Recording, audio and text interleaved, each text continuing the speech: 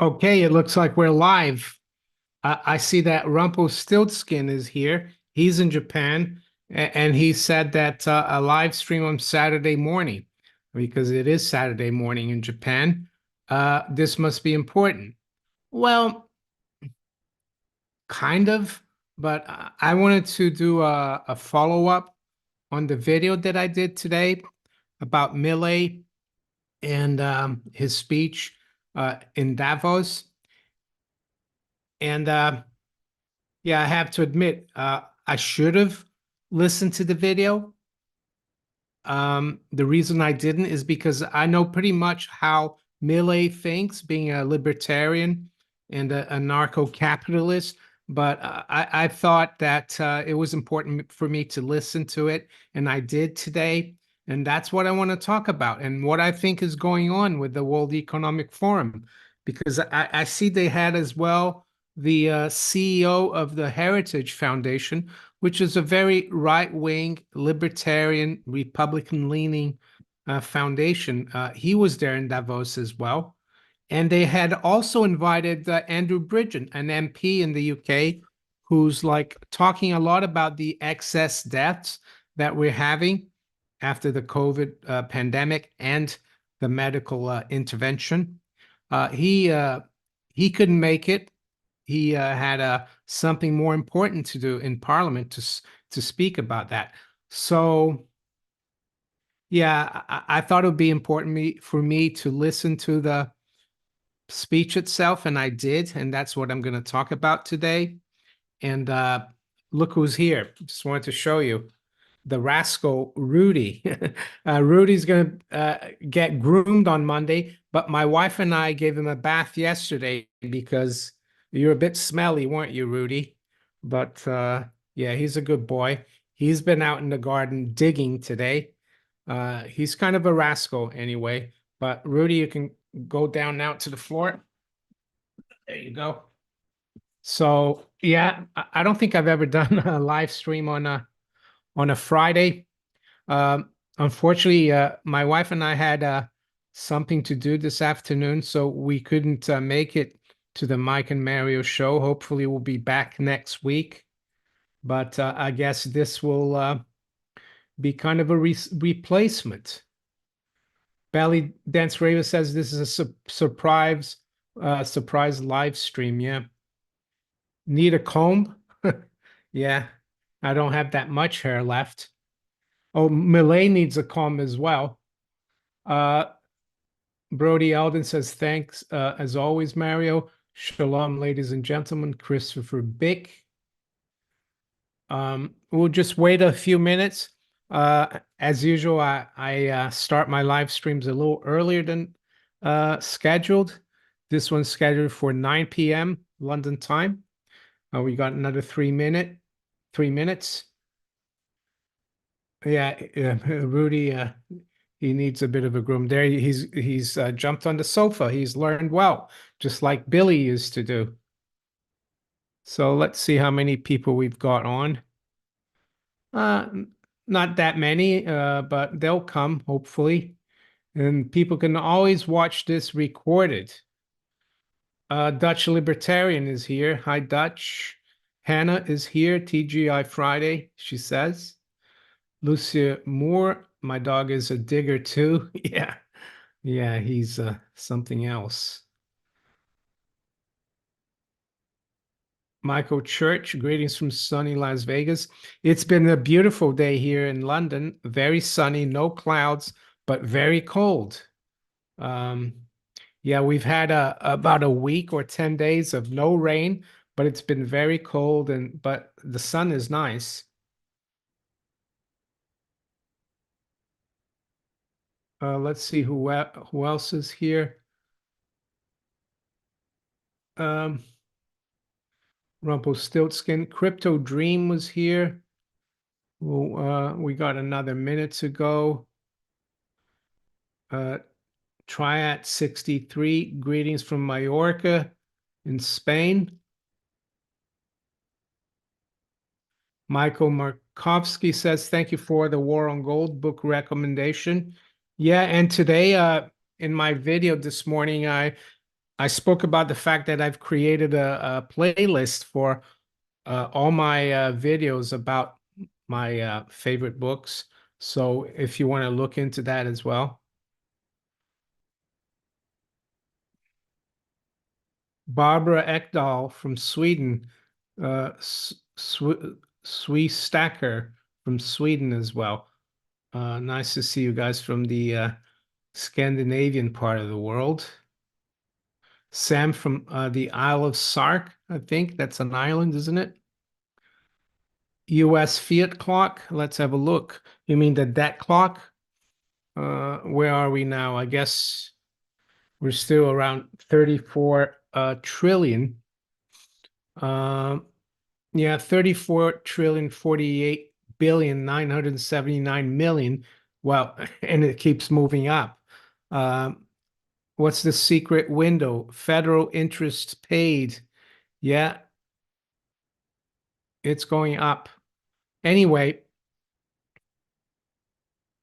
back to the topic of the title of the live stream, which is Millei's speech at the World Economic Forum a couple of days. So I want to kind of apologize for some people because I read quite a few of the comments and they said you shouldn't have made a video about his speech without listening to it. And you have a point. I should have listened to it. And I did this afternoon. But just wanted to say that the point of my video was not to talk about the speech in particular, but the fact that he was there making a speech to the World Economic Forum, who are diametrically opposed to his views.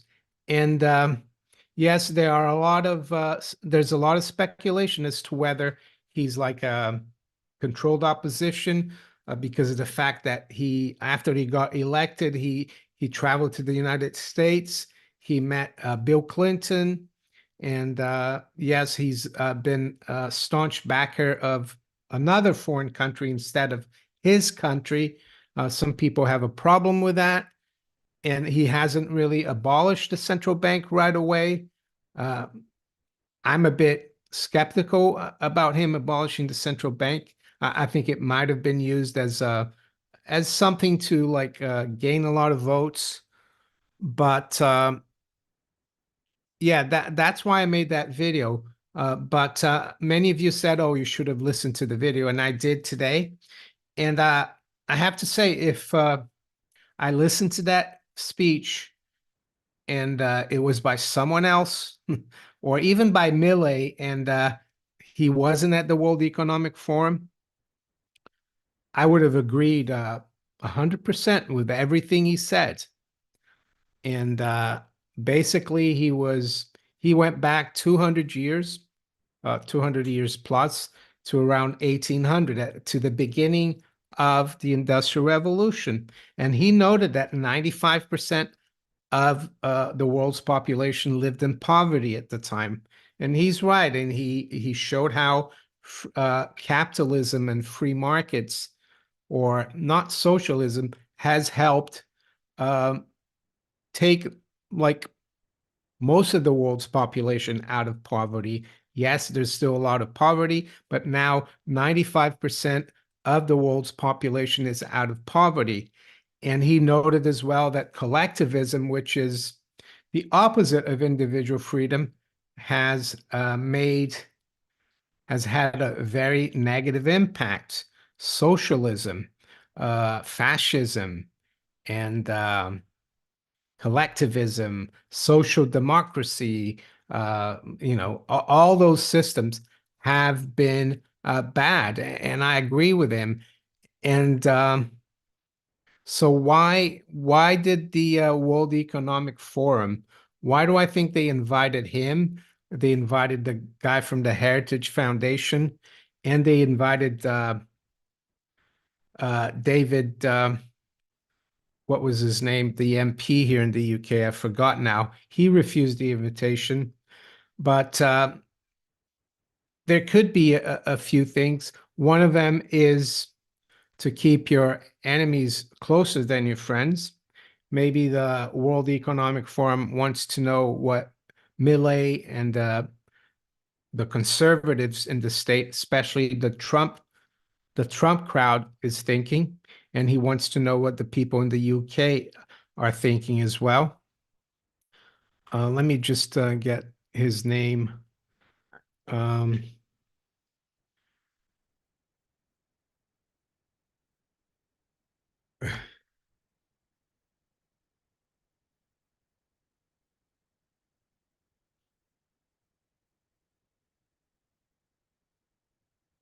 oh, sorry, it's not David, it's Andrew Bridgen. He's been making a lot of, he's raising the question about the excess deaths after COVID. They invited him as well. And of course, the World Economic Forum, their main theme this year is regaining trust. So yes, they want to keep their enemies close. It could be for two reasons.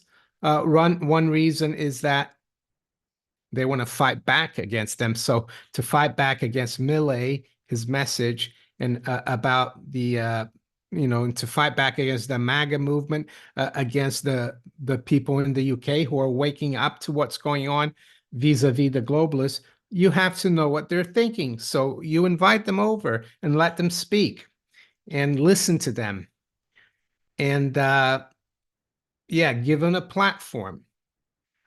The other thing that I think, which is a little bit more, you could say, conspiratorial, is to do with Donald Rumsfeld.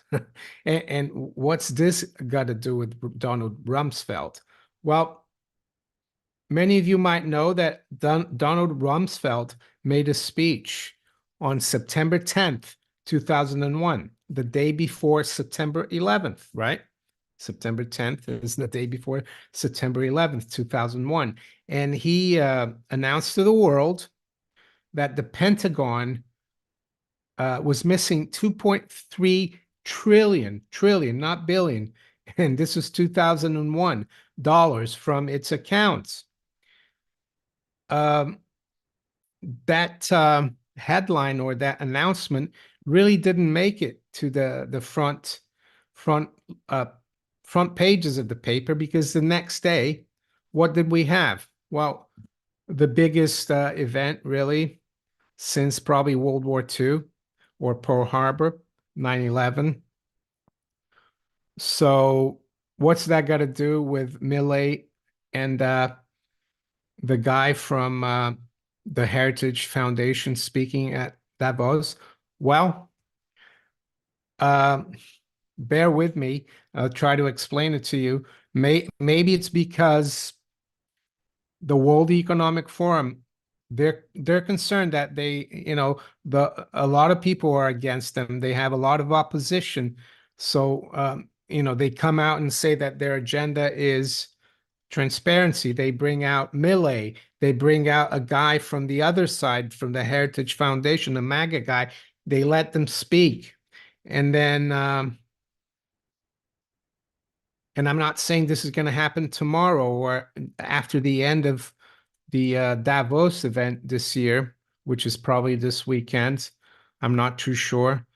But you could have a major event happen where it overwhelms everything that happened at Davos, but at least the people in Davos, after this event that happens, they could say, "Look, we're trying to open up to the opposition. We're giving Milei, the floor. We're giving this guy from the Heritage Foundation the floor." Unfortunately, Putin came and started this war, or disrupted the whole, started this cyber pandemic. So that's the other thing I think could be going on there. But I wanted to go back to Milei a little bit. As I said, if I had listened to that speech and Milei was speaking somewhere else, yeah, I would have looked at it not differently. I think it was a good speech he made.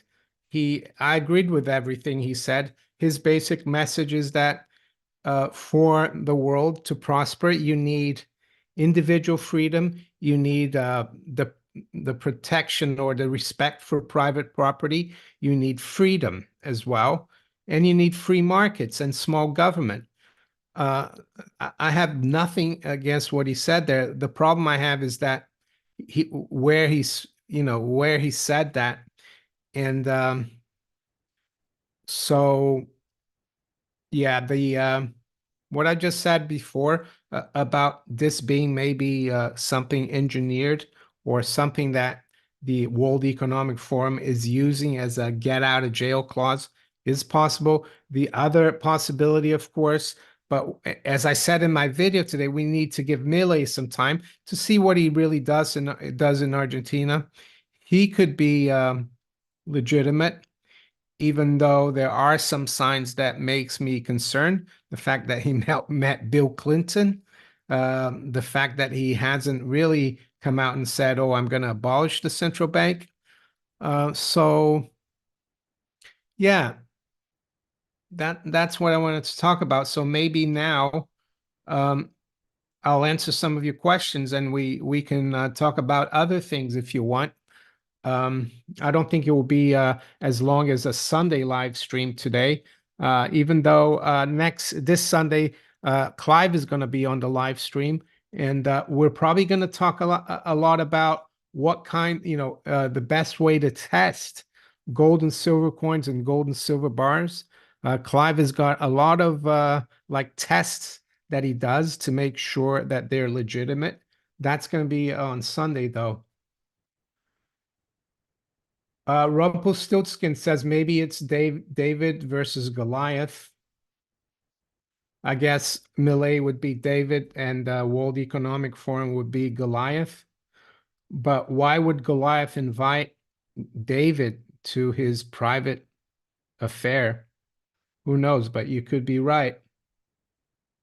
The problem is with this as well. The way that I feel is that um, I've been trying to wake people up about, collectivism, how bad it is, and how individual freedom, free markets, and small government is.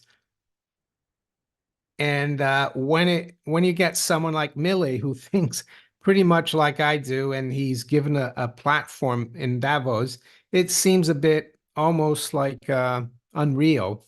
And maybe that's why I have a lot of doubts about it. But who knows? Belly Dance Radio says, "Do not give in, Mario. Go with your gut." Well, my gut is the speech was good. I listened to it. I apologize that I did a video about it without listening to it. Um, but yeah, I think there's more to it. I think there's a lot of yeah, I think the enemy, i.e., the globalists who hate individual freedom, they want the World Health Organization to be in charge of our health. They want the BIS to introduce central bank digital currency for the world. They want us to own nothing and be happy. How can an institution that want people to own nothing believe in private property or individual freedom, of which Millet talks about? So either Millet is naive, or I don't know. I don't know. Or maybe they have given him a chance. Maybe not many people are even going to care about. A lot of people, the general public don't even know about the World Economic Forum.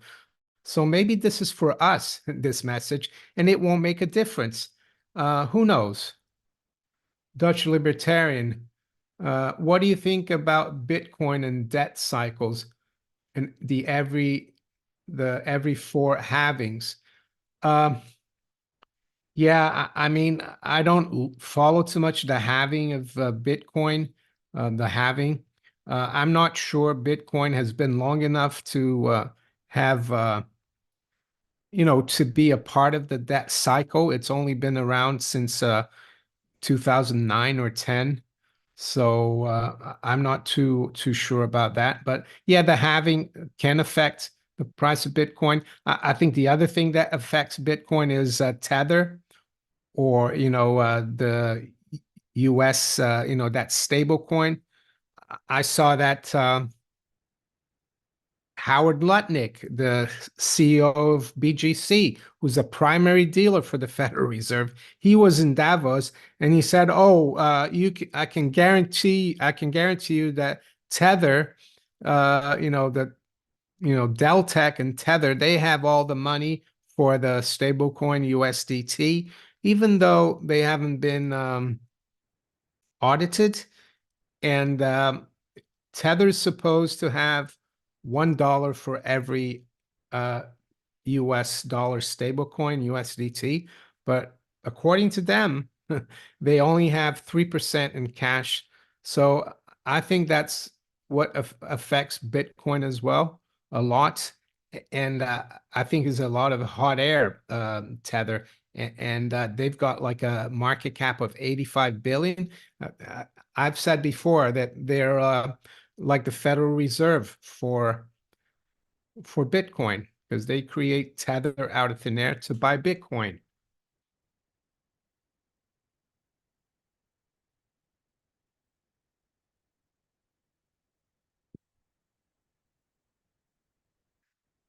Belly dance Arabia, too much deception.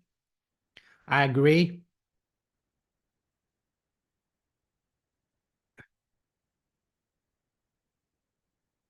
Heart of Texas, that's a good comment there.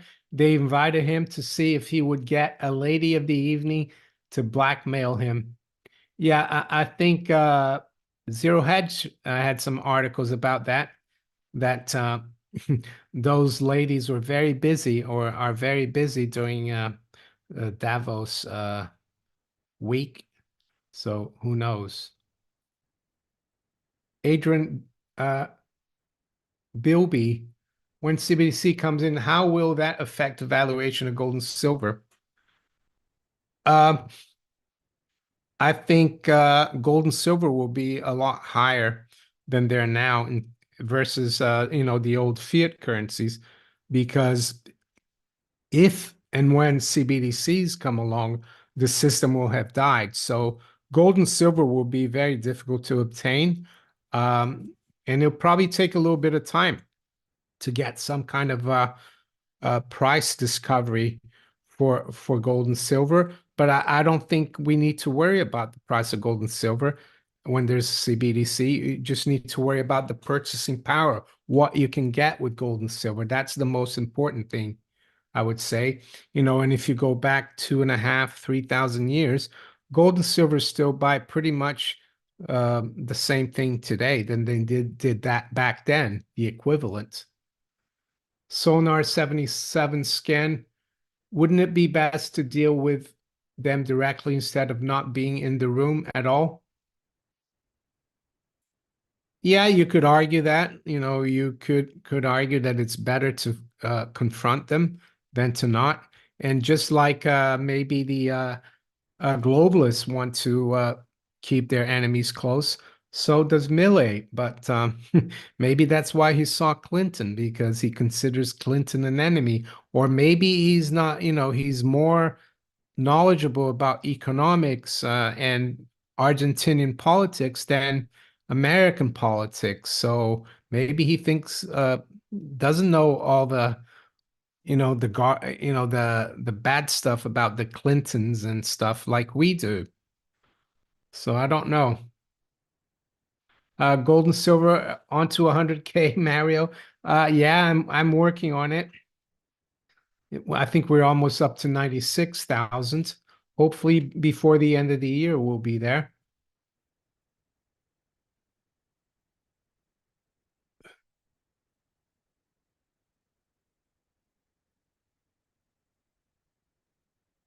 Manic Miner doesn't think Epstein has departed. I think he has, but I don't think he committed suicide though. Yeah, low blood pressure says long live liberty, damn it, in Spanish. That's his that's what Milei says.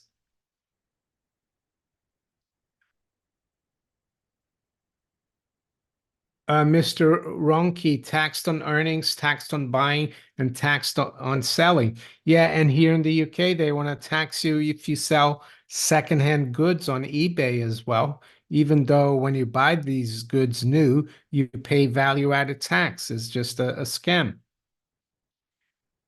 Alan O'Brien, when the reset happens and goods are repriced, do you think prices will drop to 1920s, 30 style? Uh, I don't think so. No, I don't think so. Um, I'm gonna. It's possible. Who knows? But it's difficult to say, and it's difficult to know what they're gonna denominate the cryptocurrencies into. They might not nominate it and make them into pence and pounds. They could use another term. But like Clive Thompson's spoken about this, when they bring in the CBDCs, uh, the old fiat currencies will be like they won't be able to be used. They'll still be there, but they won't matter. So they'll be able to start borrowing and inflating again. So even if those prices go back to those levels, they're going to start rising because that's all they know how to do in the fiat currency system. Because a CBDC will be just as bad as the current system, and even worse because they'll be able to like control what you spend.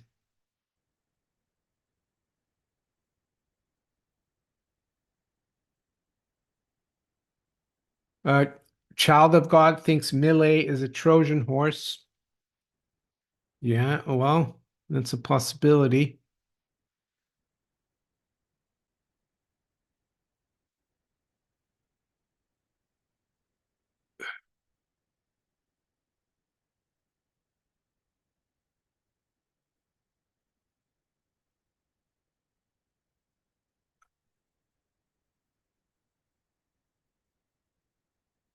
Anyone like coins and bars measured in legal tender? Avoid. Net zero. Let's hope. I would like never sell an asset for CBDC. Um,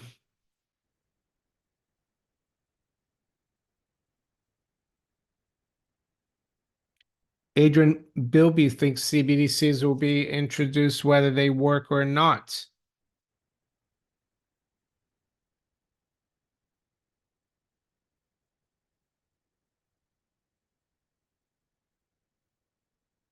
Belly Dance Rabia thinks one should read the Bible daily. This is going to get very rough. Vince says uh, he thinks I'm right. It's all games 1,000%. Yeah, they're playing with our heads, I think, a little bit as well. It's like, yeah, I'm surprised they maybe next year, if things are still normal, they might invite Alex Jones to speak in Davos, that could be the next big thing. Dutch Libertarian, do you think uh, they will use metals as legal tender in Europe? Um,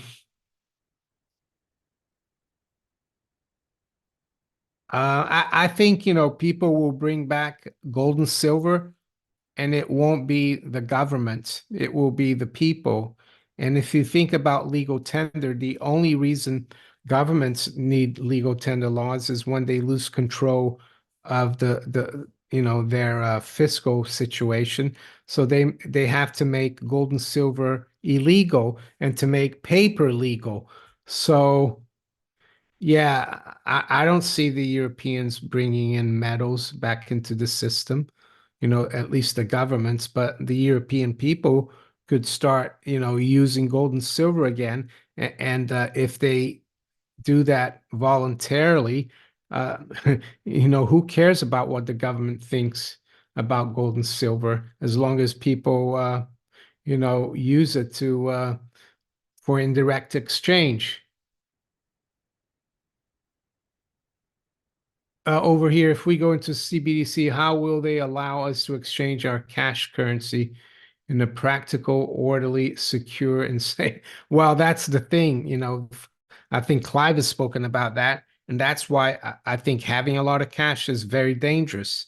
Uh, of course, we need some cash in the bank, but it could happen over a weekend, and you could have 50,000 pounds in the bank, and then they'll tell you that you only get 20,000 of the new CBDC for your 50,000 old pounds, and the other 30,000 are going to be useless. You won't be able to touch them.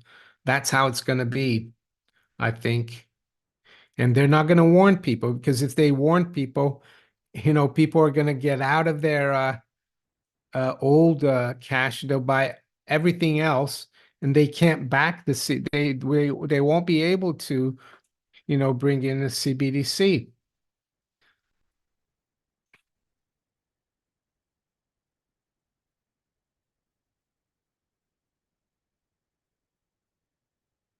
Adrian Bilby, if the UK government have said that gold and silver must be registered with them before it has any value with the CBDC.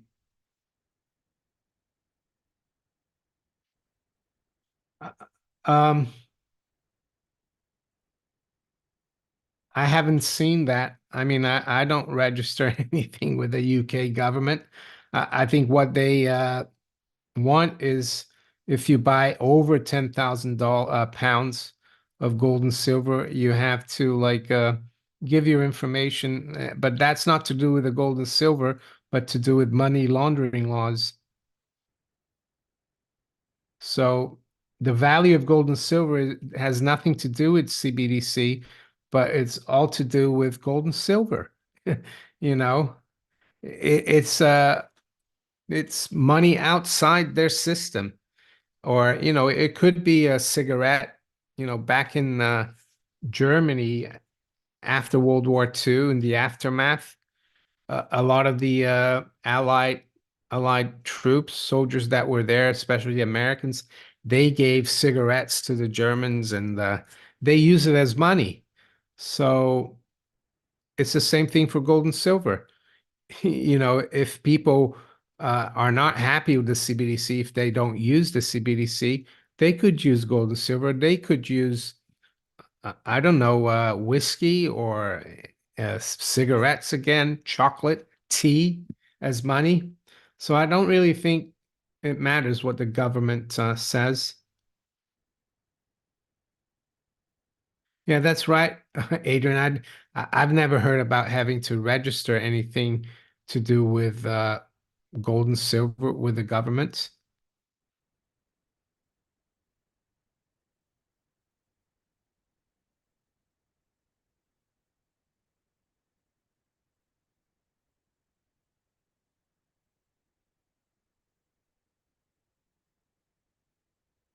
Low blood pressure. That's a good point.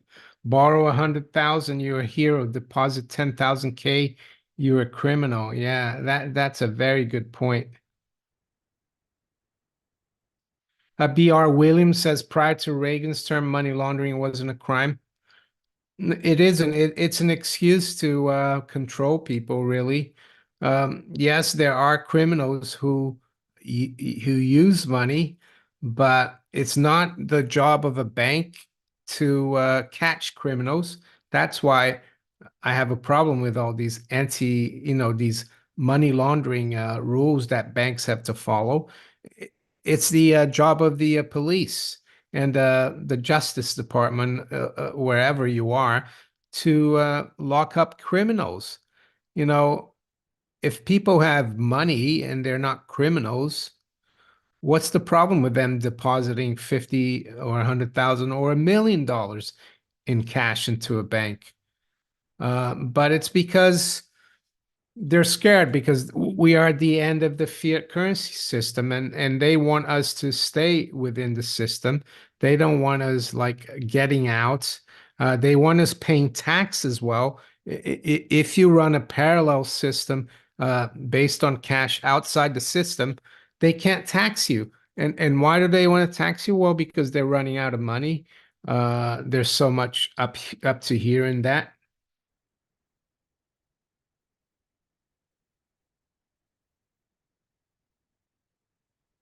Native American says Santander closed my account because I deposited 5,000 in cash. No conversation closed. Yeah, it's outrageous. I thought you'd think a bank would love you to deposit your cash with them, but it's all upside down, unfortunately.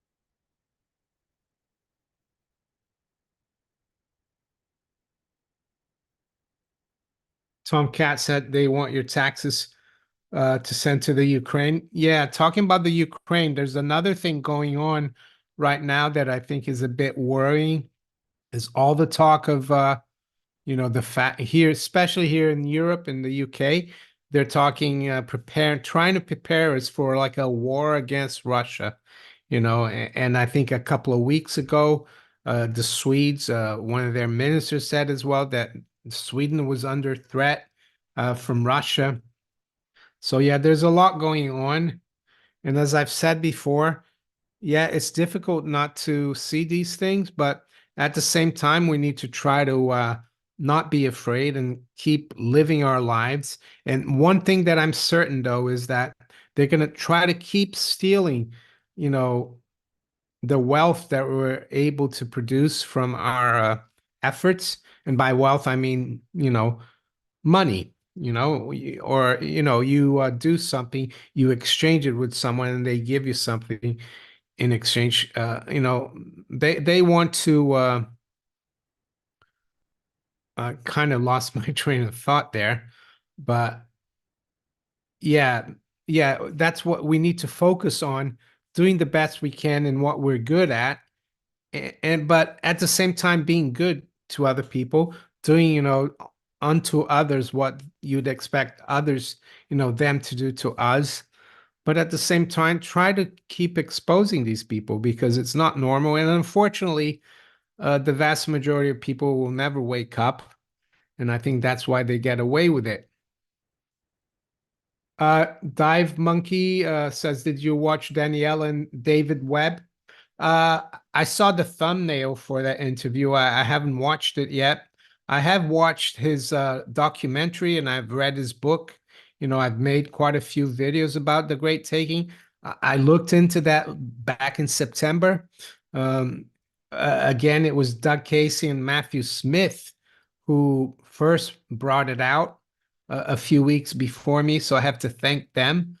So, yes, we've been covering this a lot, and the Great Taking is worrying. But again, I haven't listened to his interview with Daniela, but from his documentary and from his book, what he says is that it's not necessarily a done deal, and that's why we have to keep exposing it because, the more we expose it, the more it is difficult for them to, make it happen.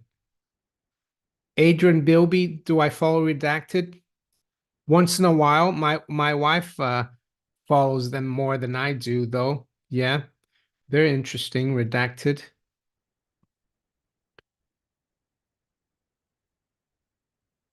Dive Monkey says it's worth watching. Well, I will watch it. Hopefully this weekend.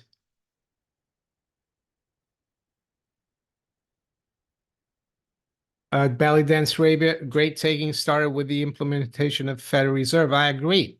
I agree in 1913. And one of the guys, Congressman Lindbergh, Charles Lindbergh Sr., he tried to warn people against it. He said it would be the biggest crime in the history of the United States, it would be the money trust. And I would say the first great taking was the Great Depression in the 30s.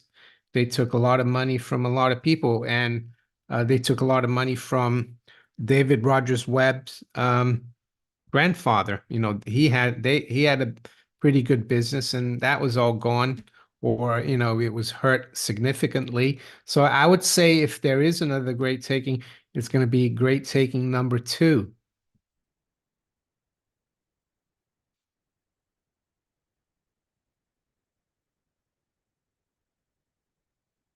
Crypto Dream, do you feel like YouTube algorithm shares your stuff with all the truth you share?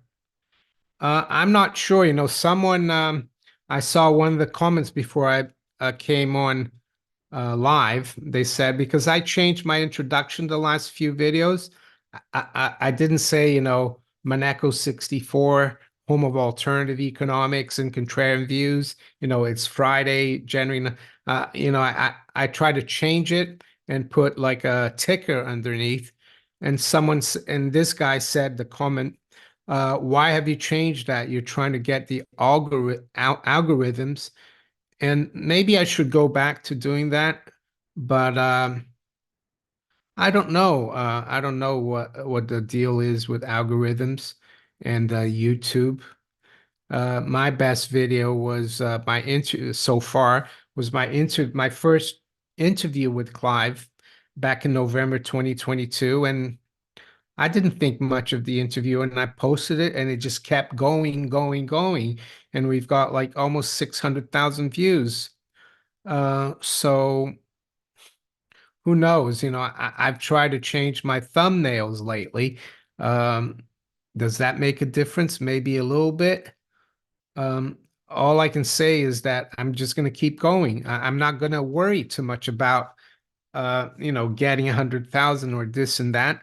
I'm just, even though it'd be nice, but just try to make good content and be uh, truthful, to myself, and hopefully, that will work.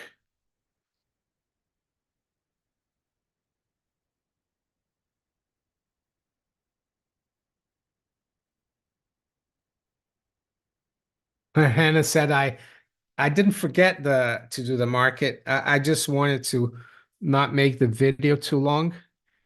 She says it threw my day off. Thank you, Hannah. She says you're the best. Okay.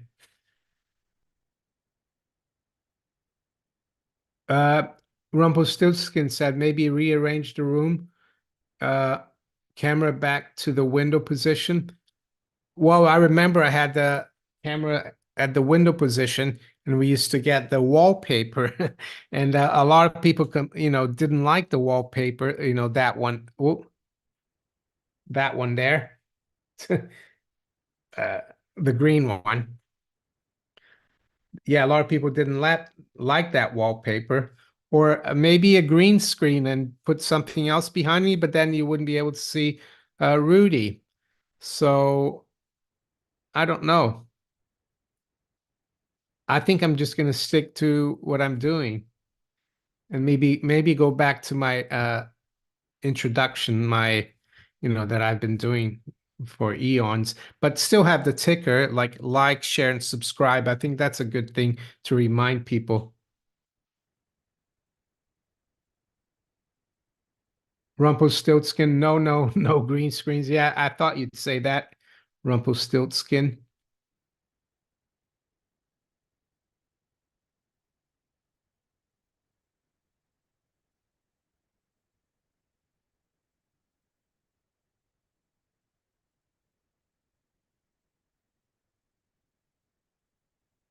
Belly Dance Raven says no need to change where I sit.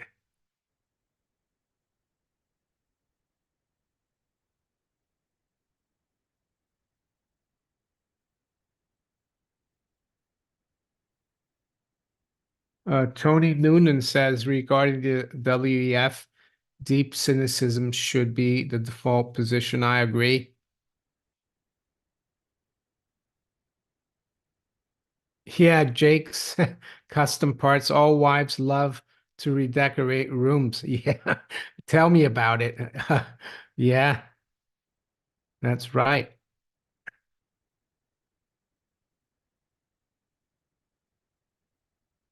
Pete Dutoit, no green screens. Okay, I've got the message. Glory to God, Homestead. With I love to say with your home of an alternative economics and contrarian views, it's fun. So keep it up. Appreciate it. Thank you.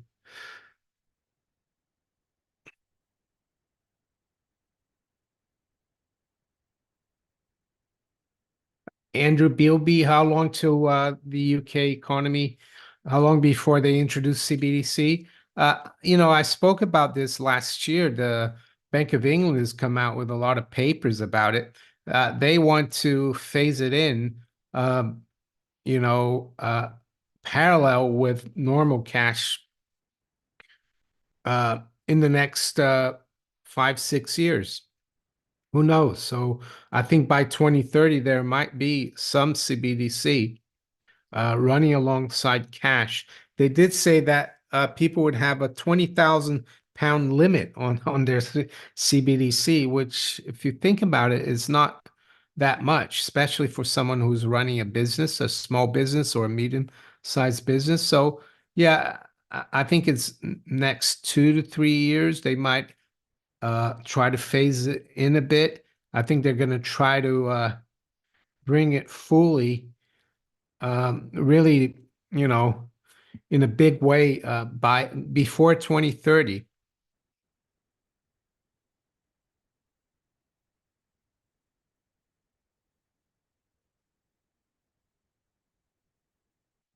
Kat Vo says, I've learned a lot from you this past year. Thank you. Oh, you're welcome. Eight, Alan O'Brien says, didn't BIS say latest 2025? Maybe I haven't looked at the BIS. I was looking more at the Bank of England, but anything's possible. But I think people are too, I'm not saying it's not really a threat, but I personally don't think they're gonna do very well with CBDCs. So yeah, I think they're worried, the globalists, and the fact that they invited Milei and I think his name is Keith Miller, who's the CEO of the Heritage Foundation, uh, to the WEF. They also invited Andrew Bridgen, who couldn't make it. Shows that they're concerned. You know, I think the Revolutionary War in the U.S. didn't have much support in the beginning. I think only 5% of the population really wanted to overthrow George III. Uh, but it caught on. And I think it's the same thing today. People like us and others, they're awake to this. And this is what the World Economic Forum worries and the globalists. It's not a big proportion of the population, but I think we control some of the wealth. A lot of the people that have woken up are not stupid, or I don't like to say that word. They are people who are successful, who have done well, who have accumulated some savings, and that's why they're concerned because they're not like a top multi-billionaires, but they're waking up to the fact and thinking, what's going to happen to all the nest egg that I've been able to put away. So that's what I think is happening.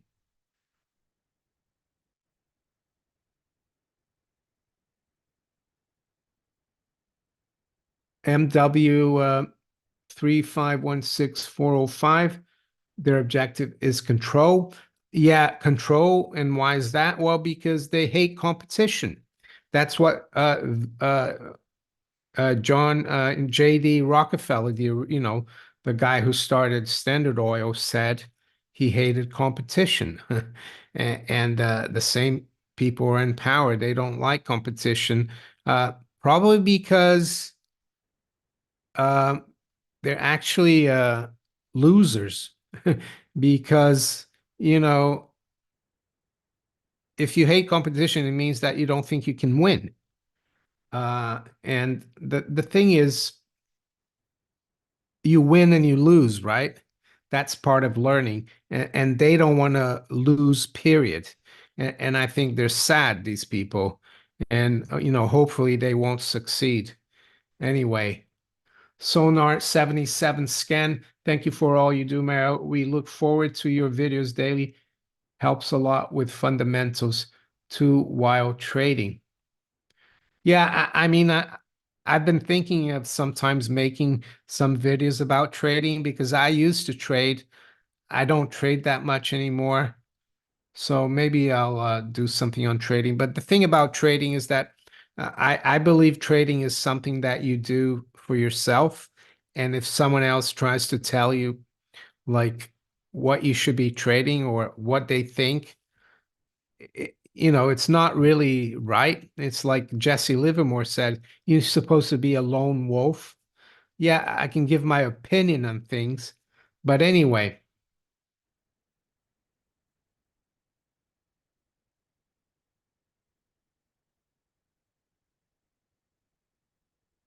Native American power corrupts and absolute power corrupts.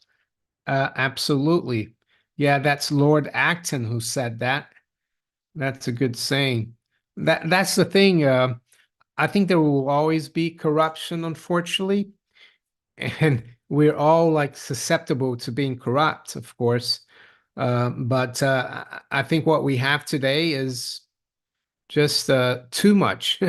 Corruption is, the corruption is just really, really at sky high levels.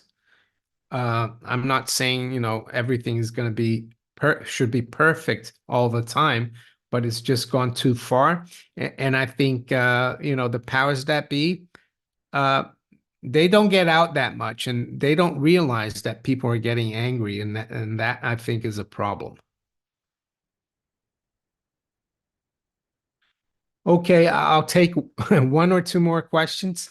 I've gone on for longer than I thought I would. We're almost here for an hour.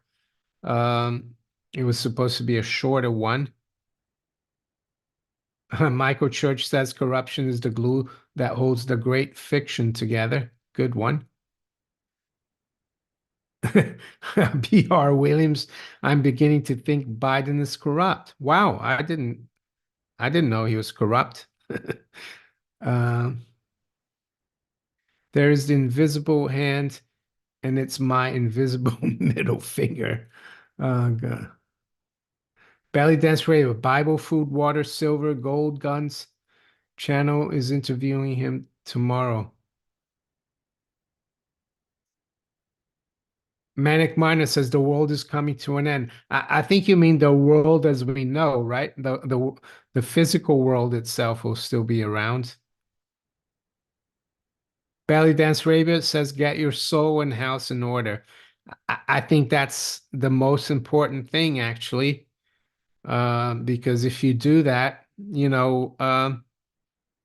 all set.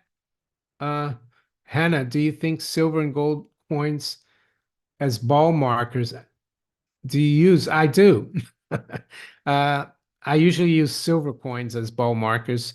I use quarters, silver pre-65 quarters. The half dollars are too big. Uh, I've used the sovereign once, but it's a bit too much.